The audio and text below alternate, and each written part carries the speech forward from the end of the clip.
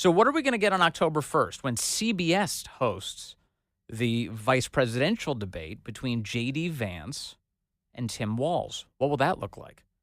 And what does the current data show us about CBS's political loyalties? Let's get into it now with the woman who's done the research. Reagan Reese is here. She's a White House correspondent for the Daily Caller, and she joins us now. Reagan, good to have you with us. Hey, Vince. Thanks for having me. All right, so it's going to be a big one. As far as we can tell right now, this will be the final debate between either the presidential or vice presidential candidates, right? Yeah, it looks like Trump is going to let J.D. Vance have the last word here, which I think is kind of wise. I think a lot of people expect J.D. Vance to kind of wipe the floor with Tim Walz. But after that ABC debate, Trump, didn't give us much time to speculate on whether there was going to be a third debate or not. Despite the Harris campaign saying, yes, we want to debate again in October, Fox News proposed 3 dates in October for a second presidential debate between Harris and Trump. And yet Trump said that he was not going to debate Kamala Harris because the first thing a loser says when they come out of a match is that they want one more round. And that's how he justified that he had won the debate and there was no need for a second one. Okay. It is Trump's second presidential debate. He did debate Joe Biden already. But yeah, right now it just looks like we're going to finish up on October 1st with these debates. Okay, so October 1st, CBS is going to host this thing. And as we understand it, it'll be taking place in New York City. And the moderators for the debate will be Margaret Brennan and Norah O'Donnell, both CBS News hosts. What do we know right now about CBS, and what can we expect in terms of the performance of that network and these moderators? Anything? Yeah, I mean, so the leadership of CBS and its parent company, Paramount, is riddled with Democratic donors. So going through FEC filings, we found through our investigation that numerous Paramount members of Paramount's board have donated thousands of dollars to the Biden campaign since 2020. Even more so, this has been previously reported, but totally worth re-upping considering that we have this October 1st debate coming up. George Cheeks, the CEO of Paramount Global and the president and CEO of CBS, previously donated $400 to the Biden campaign, $200 to the Biden Victory Fund, and then $100 to the Pennsylvania Democratic Party. When you say 400, is that $400? $400, yes. Okay. I think, it's nothing compared to these donors there were some donors who were shelling out hundreds of thousands of dollars to the Biden and the Harris campaign. But I still think it's important to note that the president or the CEO of CBS is, publicly pledging his allegiance to a party. Right. Even more so, Wendy McMahon, the president and CEO of CBS News television stations, previously donated about $3,000 to Biden for president, and then another $3,000 to Biden's Victory Fund in 2020. At the time she was at ABC, she hasn't made any other donations since leaving ABC. But again, that's another indication of these people who are going to be directly overseeing this debate with between Vance and Walz, what their political leaning is.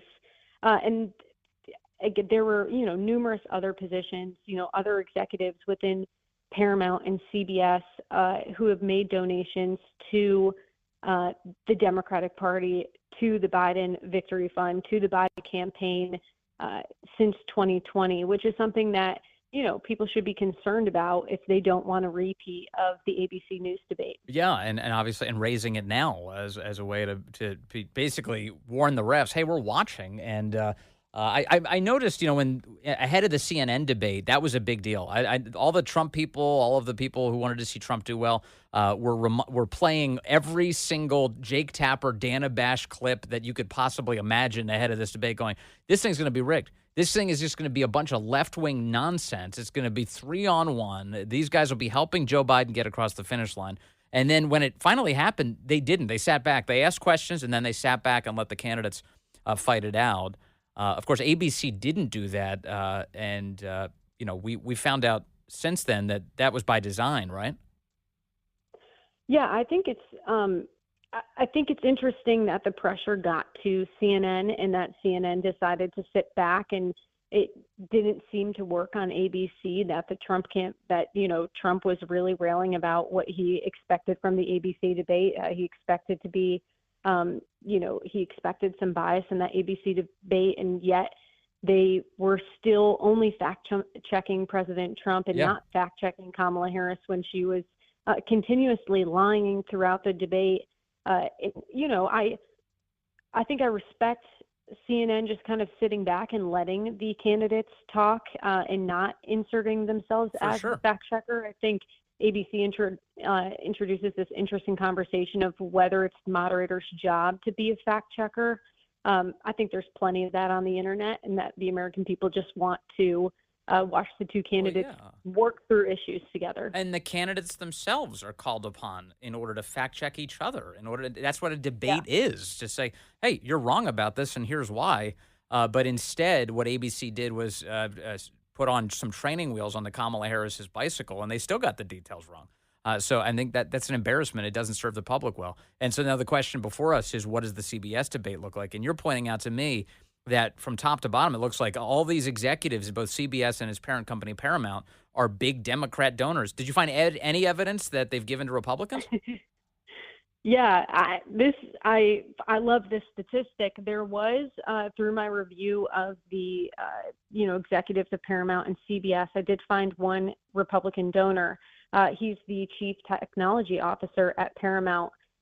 In 2024, he made a donation to Nikki Haley's presidential campaign and Chris Christie's presidential campaign, just a couple $100, and then another $250 to win red. But so that's an anti-Trumper right there. Yeah. Even though those donations are Republican. That's funny. Oh my gosh. All right. So that really tells you a lot. In your survey, you also pulled. There's a woman called Linda Griego.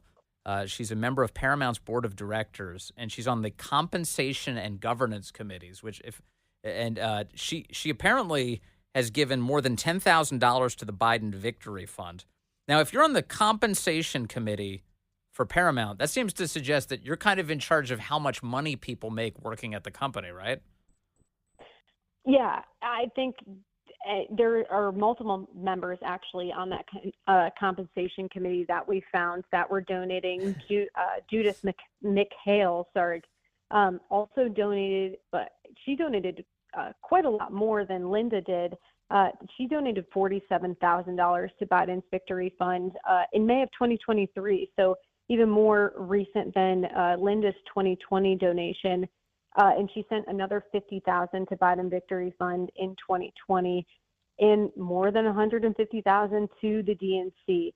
I think anytime that you have people who are working with money, donating to a specific political campaign, especially of an organization that is affiliated with the news, Well, yeah. News aspect, it definitely raises questions of conflict of interest. Yeah, if the people who are in charge of how much you get paid are big donors to Joe Biden, that seems like an issue. Nora O'Donnell, the New York Post reported, she makes something like $3.8 million a year. Isn't that amazing? $3.8 million a year at CBS. I don't know what Margaret Brennan makes, but the idea is like they've had multi-million-dollar contracts. So, and if your boss, the one who decides how much you get paid, is a huge Biden, Kamala Harris donor, that might color your questioning just a little bit, don't you think?